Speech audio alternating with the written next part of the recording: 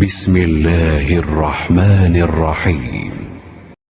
شروع اللہ کا نام لے کر جو بڑا مہربان نہایت رحم والا ہے۔ رسول اللہ صلی اللہ علیہ وسلم ایک دن حضرت عائشہ رضی اللہ تعالی عنہا کے پاس آئے۔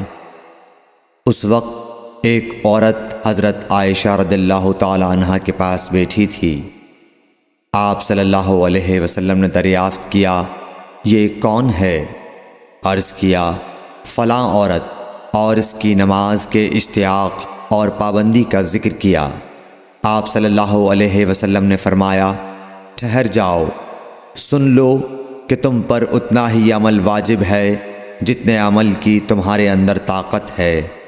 اللہ کی قسم، ثواب دینے سے اللہ نہیں اکتاتا، مگر تم عمل کرتے کرتے اکتا جاؤ گے، اور اللہ کو دین کا وہی عمل زیادہ پسند ہے جس کی ہمیشہ پابندی کی جا سکے، اور انسان بغیر اکتائے اسے انجام دے۔